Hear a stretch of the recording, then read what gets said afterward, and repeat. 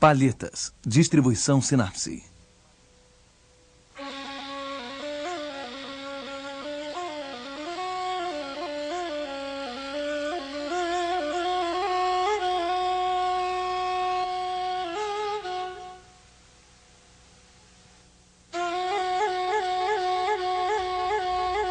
Os Jardins do Paraíso.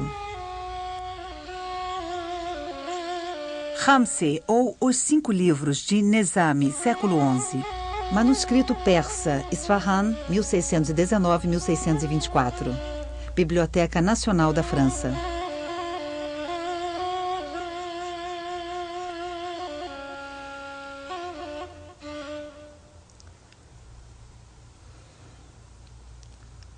Um grosso volume encadernado composto de 386 folhas grandes de 23 centímetros por 36,2 centímetros. A maioria das páginas está caligrafada em caracteres árabes, em 4 colunas emolduradas. 34 páginas são ilustradas com pinturas em guache de tons vivos. Outras páginas são decoradas com iluminuras. O livro foi adquirido no século XIX de Teherã, capital do Reino Persa, hoje o Irã. Em 1877, a obra entra para o Departamento de Manuscritos Orientais da Biblioteca Nacional da França. O livro, intitulado Ramsey, que significa 5, reúne os 5 tesouros, isto é, 5 romances em verso do grande poeta persa do século XII, Nizami. Ele pode ser visto diante de seu protetor em uma pintura do manuscrito. Talvez influenciado pelas correntes místicas persas, Nizami deixou vários versos de estilo refinado. O segundo poema da obra, Khosrow e Shirin, conta as aventuras amorosas do príncipe Khosrow, que se tornará rei da Pérsia, e de sua futura esposa, a princesa Shirin, filha cristã da rainha da Armênia. Apenas 9 episódios desse longo romance são ilustrados com miniaturas.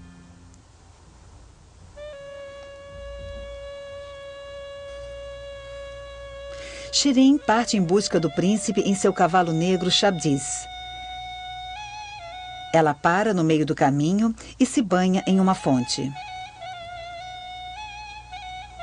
Khosrow a percebe pela primeira vez. Um procura o outro, mas não se encontram. Mais tarde, quando já era rei, Khosrow foi expulso do trono pelo usurpador Bahram. Vai então morar no palácio de Shirin. Ele passa vários dias com ela. Apesar de amá-lo, Shirin não cede a Khosrow. Durante uma festa, Khosrow enfrenta e mata um leão que se aproximara da tenda da cerimônia.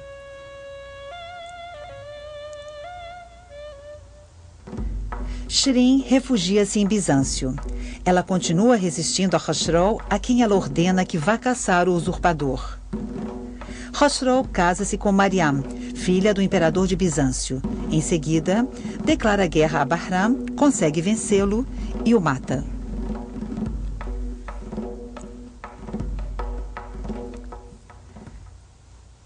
Mas ele sente falta de Shirin e manda buscá-la.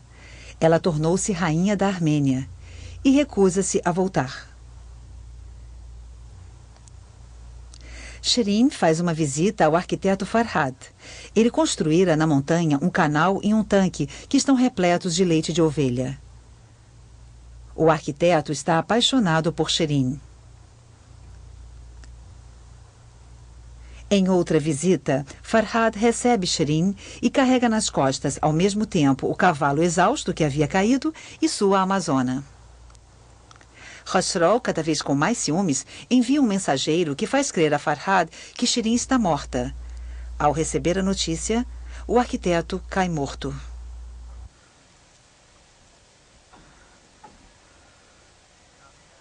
Mariam havia falecido. Khosrow casa-se com a bela Shakar em Isfahan. Shirin, despeitada, pede aos céus que lhe tragam Khosrow de volta. Seu pedido é atendido. Khosrow chega ao castelo de Shirin durante uma caçada. Há um diálogo amoroso, mas Shirin ainda resiste.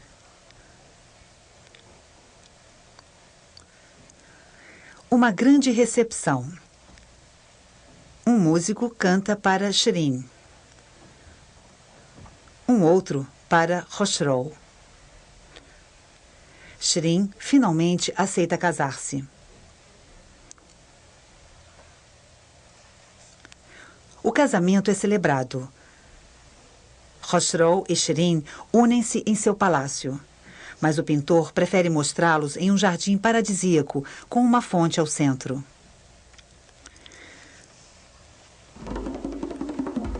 Enquanto dormia ao lado de Shirin, Khosrow é assassinado por Shiroye, filho que ele teve com Mariam.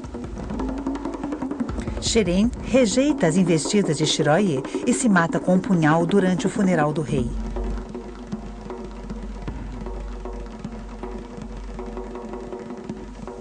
Nizami inspira-se em um personagem real que viveu mais de 6 séculos antes dele, Khosroes Parviz, o Vitorioso.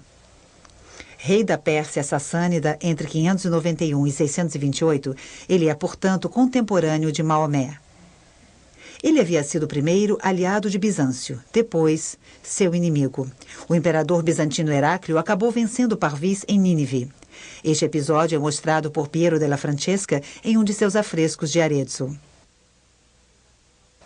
23 anos após a morte de Khosroes Parviz, os árabes invadem a Pérsia. A dinastia sassânida desaparece e o Islã substitui o culto de Zoroastro. O Islã impôs-se na Arábia a partir de 622, opondo-se ao culto dos ídolos e preconizando um monoteísmo absoluto. Deus não tem forma nem limite. Representar Deus seria um ato de idolatria. E representar um ser vivo, homem ou animal, não seria julgar-se igual a Deus? Assim, pouco a pouco, as figuras humanas foram banidas das construções religiosas e dos espaços públicos, mas subsistiram nos espaços particulares e, sobretudo, nas iluminuras dos livros. Até o século XIX, a Pérsia ainda não havia adotado a imprensa. O manuscrito é a única forma de circulação da escrita. O ateliê Biblioteca do Chá reunia ou fabricava cópias do Corão, crônicas, coletâneas de imagens ou tratados científicos. Foi por intermédio das traduções árabes que se transmitiram os livros dos filósofos, dos médicos, dos geômetras ou dos arquitetos da Grécia Antiga. Na biblioteca encontravam-se também os grandes clássicos da literatura persa, por vezes em múltiplas versões. A reputação do livro persa, seu comércio e sua exportação determinaram o surgimento de vários outros ateliês que podiam reunir calígrafos, encadernadores, pintores, papeleiros, tingidores, douradores, preparadores de cores. A partir do século VIII, o papel à base de fibras vegetais, invenção chinesa, disseminou-se por todo o mundo islâmico. O papel do manuscrito é o vergê, importado da Índia, e era dobrado em cadernos de 16 páginas. O mestre da obra decidia quanto ao mastar, isto é, uma folha de papelão ou de madeira sobre a qual se esticavam fios de seda. Em seguida, colocava-se o mastar sob a folha de papel e esfregava-se para que uma leve marca dos fios se imprimisse em relevo na página. O mastar determinava o riscado, o espaçamento das linhas e das colunas, as margens, as iluminuras e até as ilustrações. Textos e imagens eram por vezes dispostos sobre papéis decorados, coloridos, pintados, marmoreados ou salpicados de ouro. Prepara-se o manuscrito salpicando ouro em pó bem fino. Etapa seguinte, o jadwal, uma sucessão de traços coloridos ou negros que formavam a moldura dos textos ou das imagens. Por alguns mínimos defeitos, saliências, emendas, é possível adivinhar que as linhas eram feitas com um tira-linhas cheio de tinta ou de guache. Os cadernos eram de responsabilidade do calígrafo, o kateb, que costumava ser também o mestre da obra. A tradição muçulmana considerava a escrita um dom de Deus, que a teria ensinado diretamente a Adão. e a caligrafia a mais nobre das artes. A escrita, inicialmente retangular, foi seguida de caligrafias cursivas com grandes curvas, linhas grossas e finas, com maior ou menor extensão das linhas verticais. Ibn Muqla, ministro da corte abássida, codificou a caligrafia no século XI sobre bases geométricas. O calam é a haste de cana talhada segundo regras rigorosas. O ponto quadrado feito com a ponta do calam é a unidade de base. Serve para dar a medida da primeira letra do alfabeto, o alif, com uma altura de 3 a 12 pontos, variando segundo as escolas e os estilos. O alif, por sua vez, é usado como diâmetro do círculo no qual irão se inscrever as outras letras. Cada página comporta 4 colunas de 20 linhas de escrita. A poesia constitui-se de uma sucessão de dísticos dispostos em 2 colunas sucessivas. O conjunto do Khamseh contém, portanto, cerca de 30.000 dísticos. O manuscrito é em estilo nastálic, tipo de escrita surgido na Pérsia no fim do século XIV. Segundo uma lenda, seu inventor teria visto em sonho Ali, o genro do profeta. Este lhe teria mostrado um voo de gansos selvagens, vindo a servir de modelo para essa escrita cursiva com linhas que se encadeiam, que parecem voar em diagonal ou formam desenhos de galões. O calígrafo assinou ao final de 4 dos poemas. A cópia destas páginas foi terminada no mês de Safar do ano 1034 da Hégira do profeta abençoado. Ela foi feita pelo escravo pescador Abd al-Jabbar, a quem Deus absolve. São conhecidas várias outras peças deste célebre calígrafo, como um divã de 1620. O manuscrito apresenta muitas outras assinaturas, as de seus diversos proprietários, a do encadernador, que no século XVIII assina no centro de uma flor,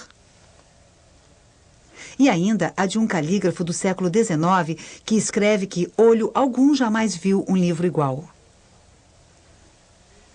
Uma ilustração de outro poema da coletânea mostra o avô de Khosrow andando a esmo pelo campo em companhia de seu vizir. Nas paredes de um prédio em ruínas, inscrições muito delicadas e poemas. Neste ponto, o pintor das miniaturas dissimulou a sua assinatura. Escrito pelo humilde escravo Haidar Colin Nakash no ano de 1032. O ano de 1032 da Hégira corresponde a 1622-1623 da Era Cristã. 2 dos 5 poemas, dos quais Khosrow e Shirin, referem-se a uma aldeia perto de Bagdad, no Khorasan. Uma inscrição acima de uma porta proclama: quem quer que possua a existência é amigo de Ali e da família de Ali. Amigo de Ali disse Moheb Ali. Ocorre que Moheb Ali é o nome do rico governador de um distrito do Khorasan. Ele poderia ter trazido artistas do ateliê real de Ispahan. Mas a frase também poderia ser uma invocação.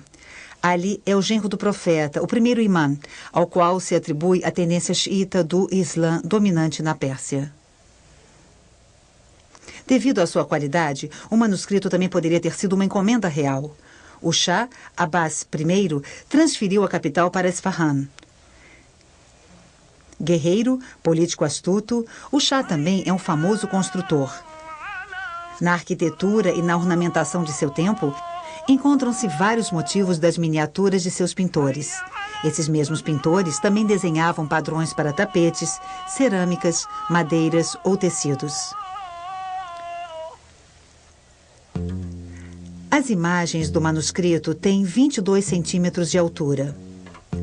Os personagens medem 5 centímetros. Os rostos, somente 7 milímetros. Seus olhos têm 1 milímetro de largura e as pupilas têm menos de 1/3 de milímetro. Algumas imagens de manuscritos persas ficaram na etapa do desenho. Eixos e arquiteturas traçados com régua, linhas várias vezes repetidas, colocação progressiva e equilibrada das formas ou das futuras superfícies coloridas. A pintura é um guache simples à base de água. A principal liga é a goma arábica. A maioria dos pigmentos é comum a toda a bacia mediterrânea desde a antiguidade. Branco de cerusa, amarelos do ouro pigmento, do ocre amarelo e do açafrão, laranjas do minho, do realgar e do cinabre, lacas vermelhas vegetais ou extraídas da cochonila, lápis lazuli proveniente das montanhas do Badakhshan, azurita e índigo. Obtinham-se os verdes pela mistura do índigo e do ouro pigmento. A cerusa e o índigo davam um azul claro. A cerusa e o minho davam o rosa da carne. Lápis lazuli, cinabre e laca davam um violeta. O ouro e a prata, reduzidos em solução ou em folhas às vezes cinzeladas, eram muito utilizados. Fontes, rios ou canais pintados em prata oxidaram-se, ficando então escurecidos.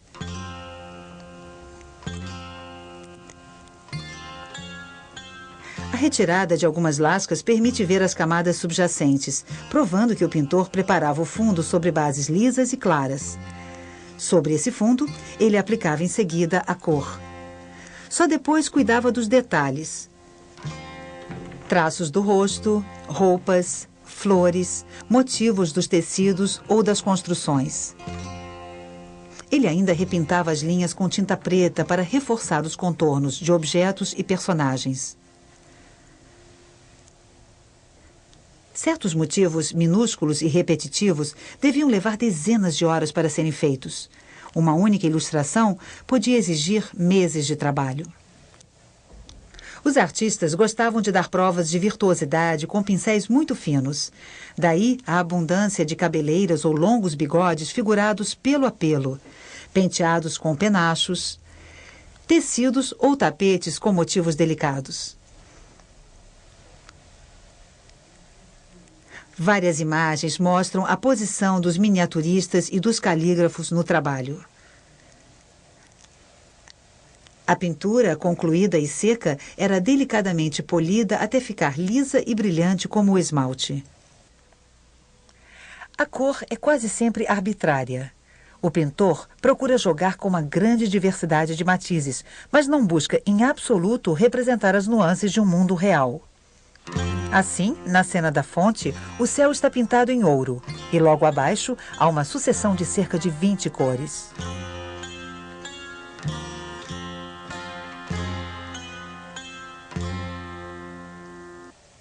Os pintores não figuravam as sombras, não se diferenciava o dia e a noite. Nem se praticava nenhuma técnica especial de modelagem dos personagens. No entanto, alguns objetos, como os rochedos, eram trabalhados com a ajuda de pinceladas de aguada, de modo a obter leves efeitos de relevo. O ponto de vista é sempre elevado, como se as cenas fossem vistas de uma montanha, de uma torre ou do céu.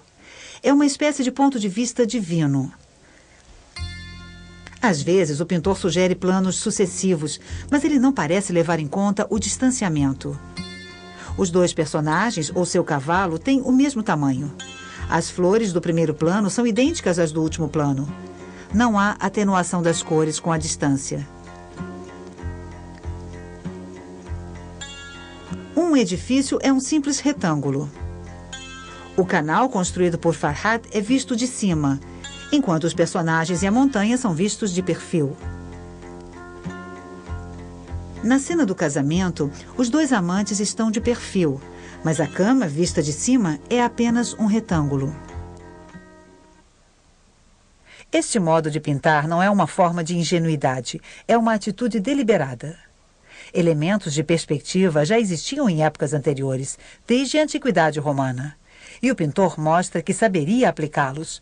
Por exemplo, no trono hexagonal de Khosrow, no teto do palácio e nos dois candelabros da cena do assassinato. Várias imagens ultrapassam seus limites. Esta abertura paradoxal do quadro tornou-se uma figura clássica da miniatura persa.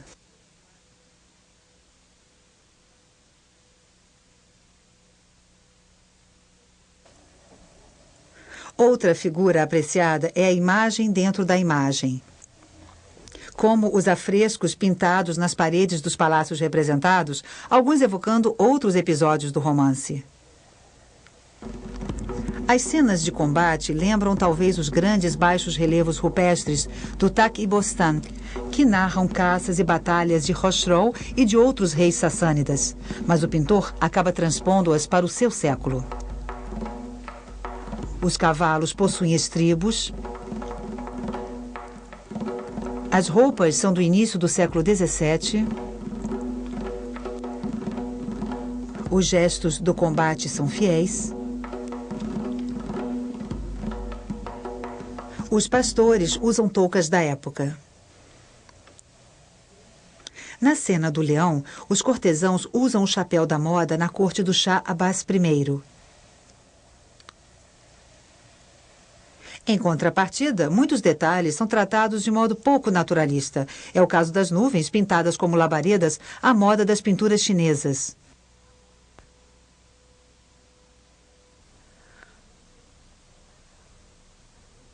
Ou das árvores, às vezes estilizadas ao extremo.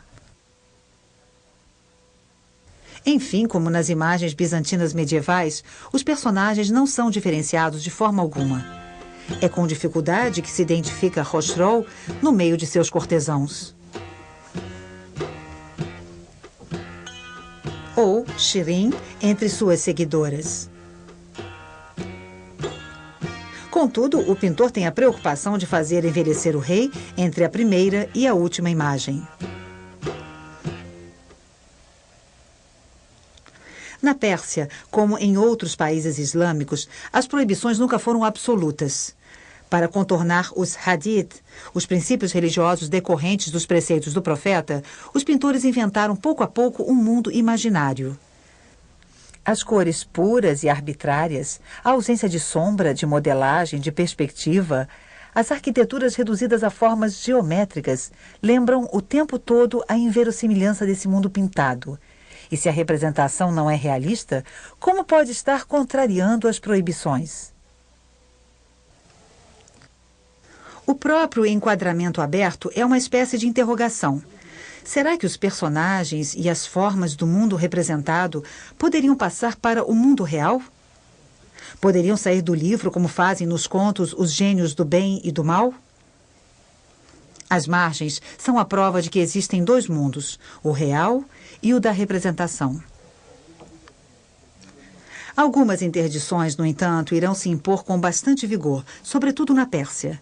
A partir do século XVI, a figura do profeta é coberta por véus.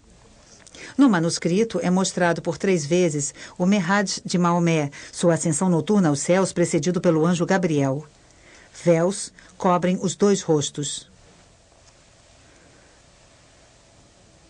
Ocorreram com frequência períodos de iconoclasmo nos territórios conquistados pelo Islã. Rostos de estátuas martelados, miniaturas com cabeças decapitadas com um traço de pena. O manuscrito foi preservado desses atentados. Apenas um acesso de moralismo em época indefinida atingiu a cena das núpcias. As partes nuas dos corpos dos 2 amantes foram borradas, talvez com a ponta do dedo molhada com saliva.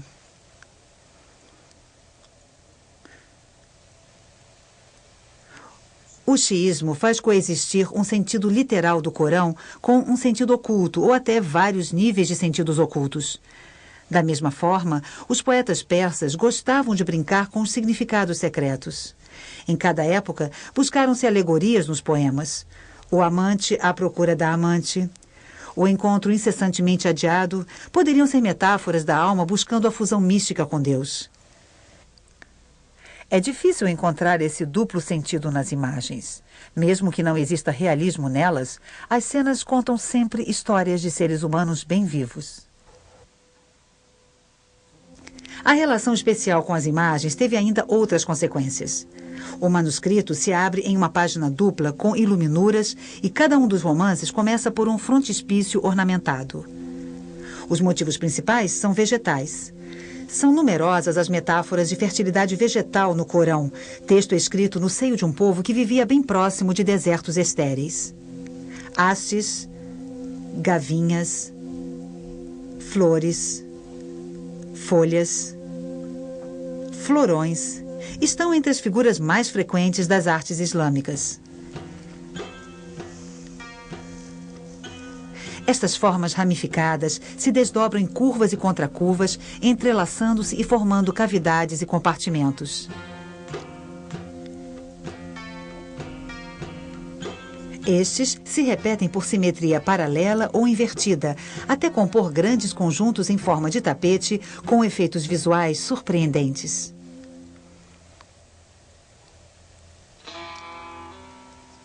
Alguns viram aí uma transcrição matemática do divino inspirada pelos antigos gregos. O prazer de uma geometria perfeita seria uma das fontes do belo. Outros pensam que essas imagens traduzem uma concepção atomística do universo, concepção também herdada dos gregos. Em uma natureza sempre idêntica a si mesma, a vontade divina imagina a cada instante os átomos da criação e os recompõe. Essas figuras de cores vivas que saturam todas as superfícies e traduzem uma espécie de horror ao vazio estão presentes em toda a parte. Construções recobertas de cerâmicas com motivos repetidos ou invertidos, curvas dos arcos ou das cúpulas desaparecendo sob a floração das muqarnas, tapetes com motivos que se encaixam e sempre se renovam.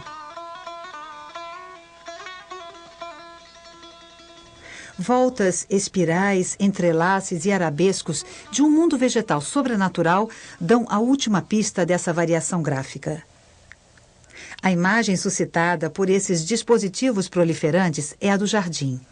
Invenção persa com sua área interna protegida, seus canais irrigando essências raras, seus quiosques e seus bosques propícios ao recolhimento. O jardim encanta os conquistadores árabes. Eles veem nesse jardim uma antecipação do Éden celeste prometido aos praticantes após a morte. O Jardim Paraíso está presente em toda a arte persa e na maioria das ilustrações dos manuscritos. São frequentes as alusões aos rios de água, de vinho, de mel e de leite do paraíso.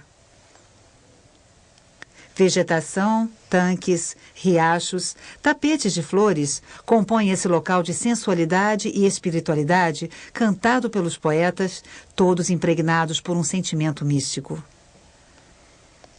Além do mais, o manuscrito ornamentado com seu luxo, suas qualidades táteis e visuais, suas ilustrações saturadas de cores, oferecendo-se ao leitor como uma sucessão de jardins cercados, não seria ele próprio um paraíso?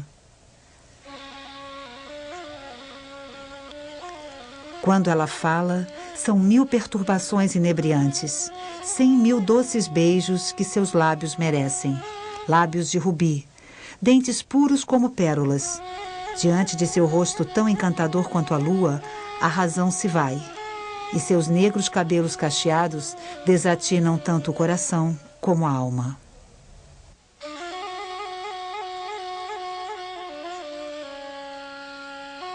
Versão brasileira Audio News.